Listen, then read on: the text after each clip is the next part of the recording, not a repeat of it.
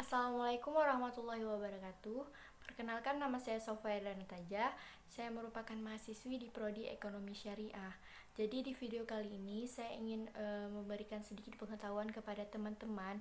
Di sini saya akan memberi sedikit pengetahuan tentang pemikiran ekonomi Islam menurut Yahya bin Adam.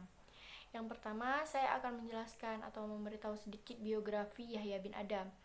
Nah, Yahya bin Adam dengan nama lengkap Yahya bin Adam bin Sulaiman Al-Qarashi Al-Umawi Al-Awwal Al-Kufi merupakan salah satu tokoh Islam yang hidup pada masa kejayaan Islam pada abad kedua Hijriah dengan nama asli Abu Zakaria yang merupakan salah satu ulama atau cendekiawan muslim yang juga menulis kitab Al-Kharaj pada masa kekhalifahan Bani Abbasiyah, tepatnya pada pemerintahan Abu Ja'far atau hingga pemerintahan Abu Ma'mur Al-Ma'mun.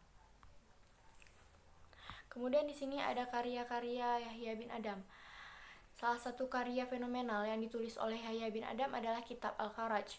Al-Kharaj merupakan karya yang sangat penting bagi sejarah perpajakan, terutama pajak tanah dalam Islam.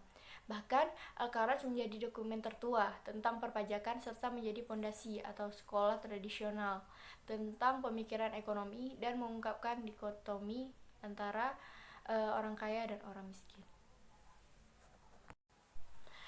Selanjutnya ada pemikiran Yahya bin Adam. Nah, pemikiran ekonomi Yahya bin Adam dapat ditemukan dari karya terbesarnya yaitu kitab Al-Kharaj. Hingga kini menjadi acuan dalam masalah perpajakan, lebih khusus mengenai perpajakan tanah dalam Islam.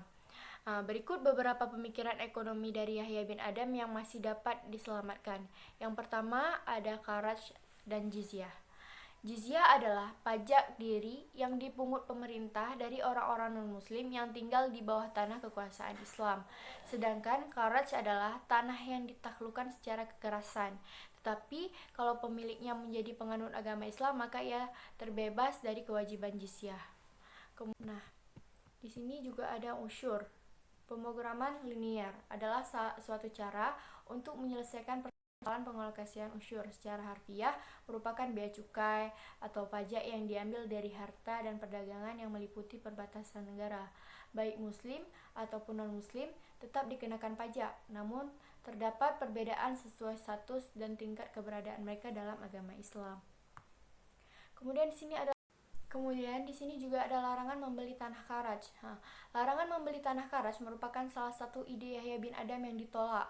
Larangan tidak boleh membeli tanah kharaj dari seorang dhimmin ini berdasarkan karena pengalihan kepemilikan dengan cara jual beli terhadap tanah tersebut dan tidak dapat menggugurkan status tanah kharaj menjadi non kharaj. Nah, kemudian ada konsep penarikan pajak. Salah satu hal yang menarik yang masih berkaitan dengan pajak menurut Yahya bin Adam adalah mengenai konsep penarikan pajak. Dalam paradigma Yahya bin Adam, berbagai perlakuan pada jibayah atau penarikan pajak harus dilakukan sesuai dengan karakteristik daerah, bentuk kesepakatan, perjanjian, dan keadaan penduduk. Hal ini memiliki arti bahwa negara tidak dapat memperlakukan mengenai penarikan pajak cukai secara tetap dan sama rata kepada semuanya, melainkan harus mempertimbangkan aspek-aspek tersebut. Kemudian di sini ada juga konsep harga. Nah, salah satu bentuk perbedaan antara pemikiran ekonomi menurut Abu Yusuf dan Yahya bin Adam adalah mengenai konsep harga. Bahkan dapat dikatakan bahwa pemikiran mengenai harga ini merupakan sesuatu yang tidak ada di benak Abu Yusuf. Kemudian di sini ada menghidupkan tanah mati. Salah satu hal yang menarik berkaitan dengan menghidupkan tanah mati atau ihya al-mawad menurut Yahya bin Adam bisa dilakukan dengan berbagai cara. Nah, sekian pengetahuan dari saya atau sedikit pengetahuan tentang pemikiran ekonomi Islam menurut Yahya bin Adam. Lebih dan kurang saya mohon maaf. Assalamualaikum warahmatullahi wabarakatuh.